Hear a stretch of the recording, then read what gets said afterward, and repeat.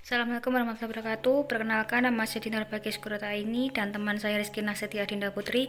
Kami dari Universitas Muhammadiyah Malang ingin melakukan wawancara dengan pemilik usaha Kelor Wangi. Bisa diceritakan sedikit Bu, bagaimana usaha Ibu berjalan selama ini? Kelor Wangi berdiri mulai tahun 2017 karena produk yang dihasilkan oleh Kelor Wangi adalah suplemen kesehatan. Jadi produk-produk yang memberikan kemanfaatan untuk kesehatan yang mana produk ini dikonsumsi secara langsung atau diminum secara langsung oleh konsumen. Sehingga produk ini dari awal perizinannya harus melalui BPOM. BPOM ini didapatkan oleh Kelor Wangi di tahun 2020 karena pada awal kepengurusan Kelor Wangi diminta untuk menata layoutnya, di mana layout ini harus sesuai dengan standar dari selain BPOM, perizinan yang dimiliki oleh Kelor Wangi ada SIU, PDP, PDI, kemudian sertifikasi halal. Nah, itu kalau untuk kelengkapannya. Mengenai produknya, Kelor Wangi ada 6 macam produk. Yang pertama adalah teh. Teh ini memiliki 3 varian: teh kelor original, kelor jahe, dan kelor basmati. Kemudian produk yang lainnya adalah kapsul. Kapsul juga ada 2 jenis. Kapsul kelorat yang berfungsi sebagai multi khasiat, arahnya untuk penyembuhan penyakit degeneratif dan juga sebagai peningkatan imunitas.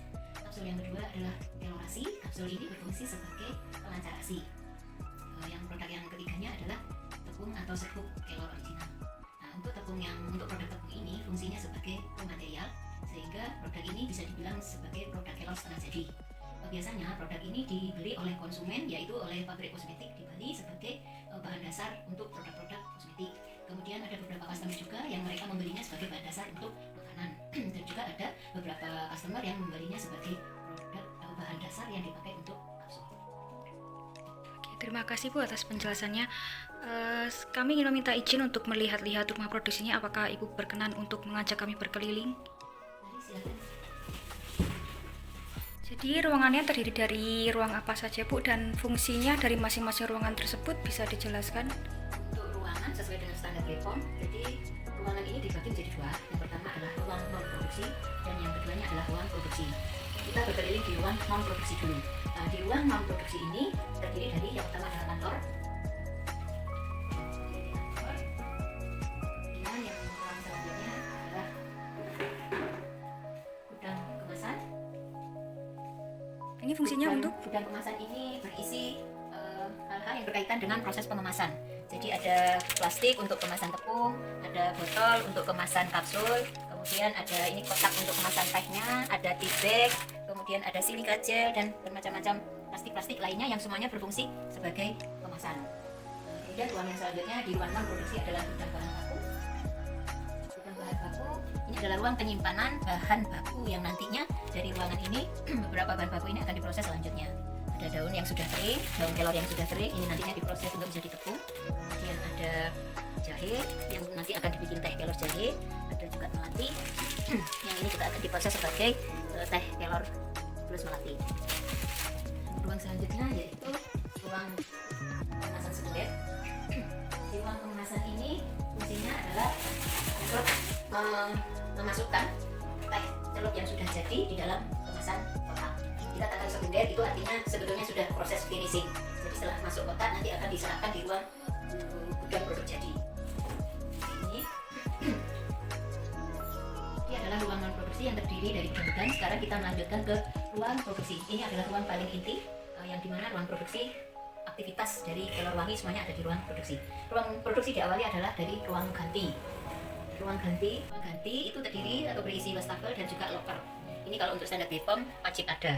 Jadi harus ada lokernya yang nantinya segala perhiasan, HP, ada baju ganti yang dipakai khusus di ruang produksi, penyimpanannya adalah di loker karyawan. Ruang produksi selanjutnya adalah ruang kemasan primer.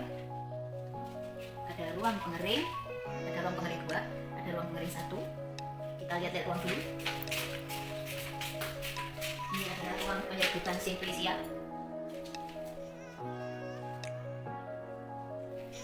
Ini ruang penyaluran dan perajangan sesuai dengan alat-alat yang ada di dalamnya. Kemudian ada ruang pengering 1. Ini adalah ruang pengering 1 adalah ruang pengeringan secara alami, di mana di sini menggunakan lampu halogen saja. Berbeda dengan ruang pengering 2 yang menggunakan mesin oven khusus untuk air. Selanjutnya Selanjutnya dan ruang yang terakhir adalah ruang janitor. Ruang janitor merupakan ruang yang dipakai untuk mencuci bahan baku maupun mencuci peralatan yang dipakai pada saat produksi.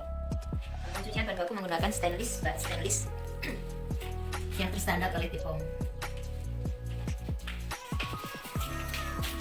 Untuk komunikasi dari ruang produksi ke ruang non produksi menggunakan passbox. Passbox adalah di mana semua proses produksi di ruang proses pengolahan produk bahan baku untuk menjadi sampai dengan bisa terbentuk teh celup itu ada dilakukan di sini. Nah, untuk menyerahkan ke ruang non produksi menggunakan passbox, yaitu ruang seperti ini. Jadi merupakan sarana penghubung dari ruang produksi ke ruang non produksi atau sebaliknya dari ruang non produksi ke ruang produksi. Jadi orang-orang yang sudah ada di ruang produksi tidak boleh ada di ruang non produksi. Caranya mereka berkomunikasi untuk menyerahkan produk barang atau mengambil bahan baku dari gudang bahan baku menggunakan passbox ini. Itu ruang pengering 2. Tadi kita lihat ruang pengering 1 menggunakan pengeringan alami, sedangkan ruang pengering 2 menggunakan sistem oven khusus untuk herbal. Di ovennya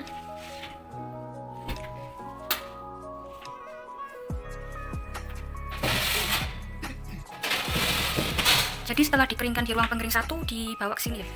Jadi tidak, ruang pengering 1, ruang pengering 2 ini fungsinya hanya membantu ruang pengering 1 apabila ruang orderan sedang banyak. Ruang pengering 1 tidak mencukupi, lalu kita memanfaatkan ruang pengering 2 yang menggunakan oven. Nah, dari ruang pengering ini produknya sudah jadi misalnya seperti ini.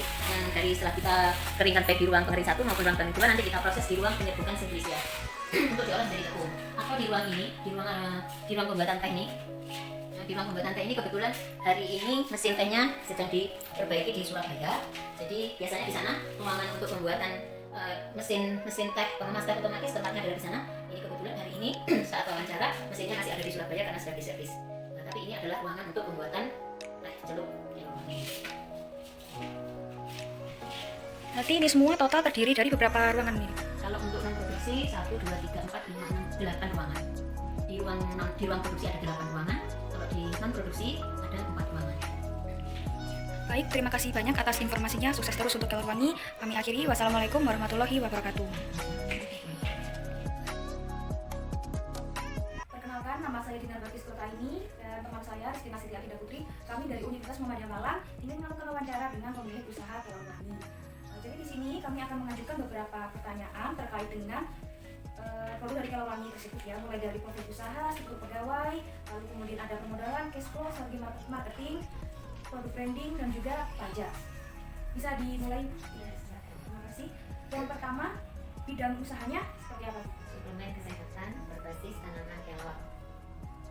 Nama merek dagangnya? Kelori. Alamatnya? Salimah Square, Blok D, nomor 4, Latak, Banyuwangi. Untuk emailnya? kelorwangi@gmail.com. Ada sosial medianya? Ada di Shopee dan Bukalapak. Namanya? Shopee dan Bukalapak gitu aja ya. Nomor teleponnya? 085 649 239 323. Untuk produk utamanya apa? Teh celup Tahun pendiriannya kapan? 2017. Nah, ini untuk kepemilikannya pribadi, keluarga, atau mungkin yang lainnya? Pribadi. Nama pemiliknya? Lilis Hidayati. Sumber investasinya dari mana? Dana pribadi. Konsumen utamanya? Banyak sih. Jadi kalau dibilang target market ya yang pasti untuk orang yang sedang kurang sehat. Orang sakit gitu ya. Sertifikasinya? Ada Dupom, kemudian SIUP, TDP, TDI, NIB, B, NIB. dan halal.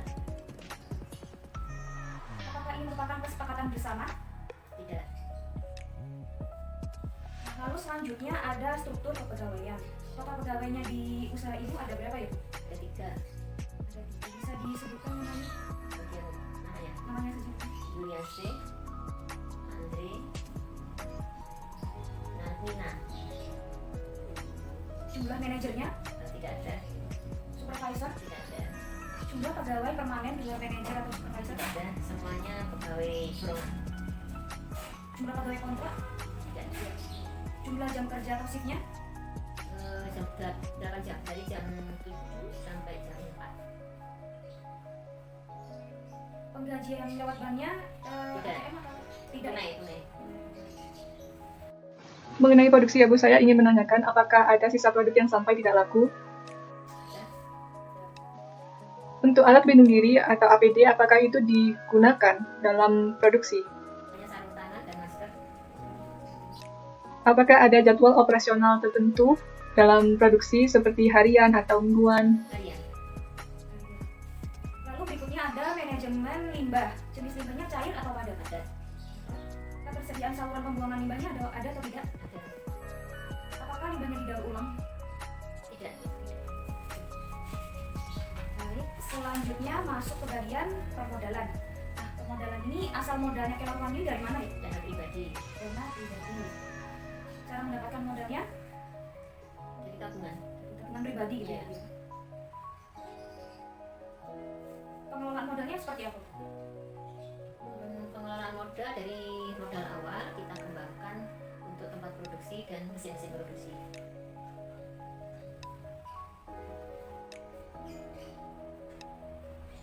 Lalu berikutnya masuk ke cash flow. Nah, harga pokok produknya itu berapa?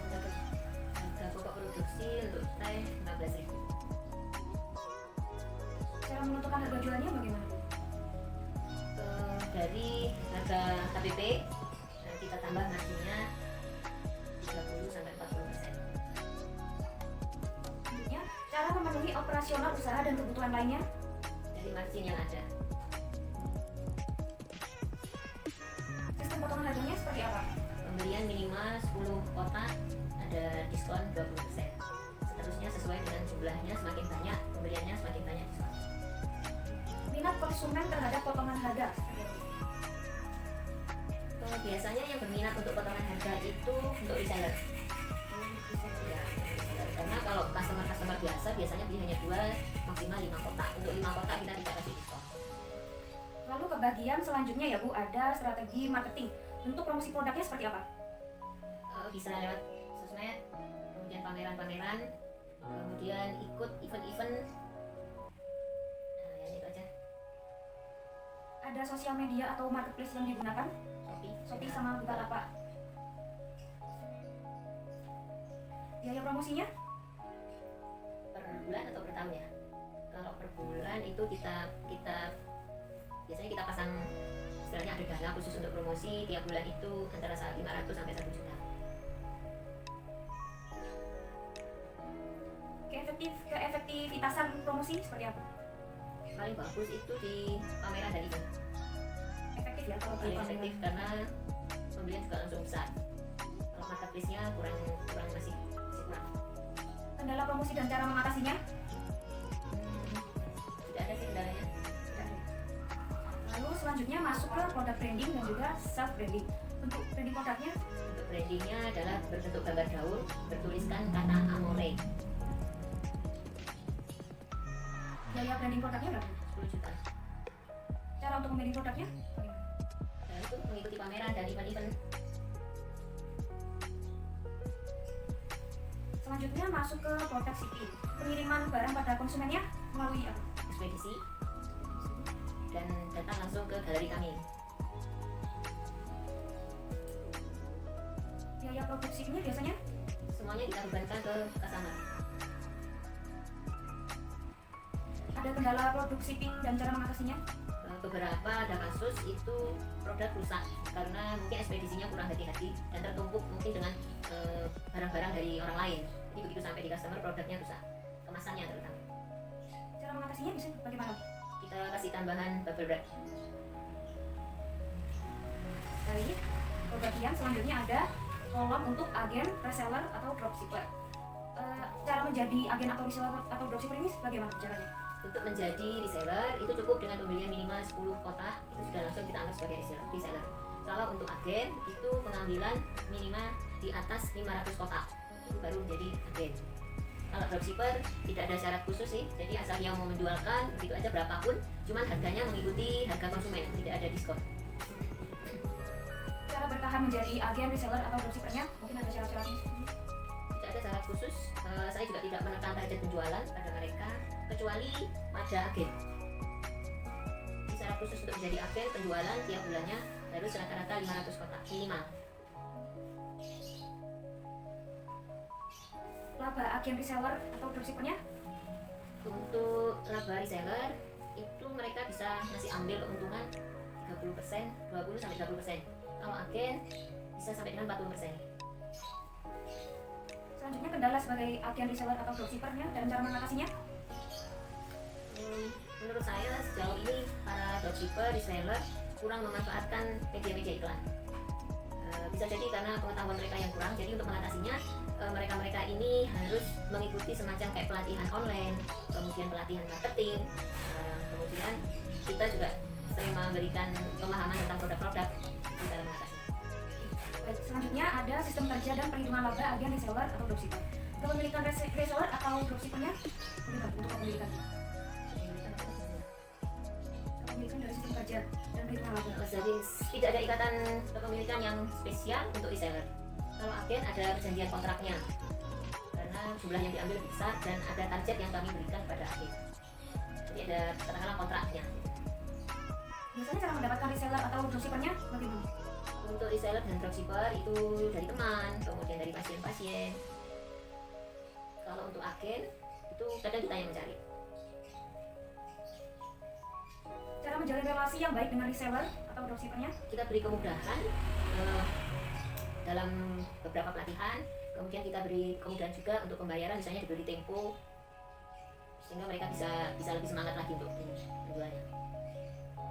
Lalu untuk perhitungan laba untuk reseller atau dropshipper ini sama kayak tadi ya? Sama ya, Resellernya 30%, 20-30, 20-30%. kalau untuk agen bisa 40%. Lalu untuk keuntungan berimbang antara produsen dan reseller atau dropshipper? Tidak berimbang sih. Yang pasti untuk produsen jauh lebih besar karena ada biaya-biaya produksi, biaya-biaya operasional dan lain sebagainya. Lalu kendala dalam sistem dengan reseller, dropshipper dan cara mengatasinya? Saya kira sama dengan yang di atas tadi. Jadi ada kendala di situ yang misalnya mereka kurang mampu dalam menjual, kemudian mengatasinya mereka juga beri pelatihan online dan sebagainya. Kurang memanfaatkan media iklan juga. Lalu ini yang terakhir, untuk sistem pembayaran pajaknya bagaimana? Pembayarannya setiap bulan.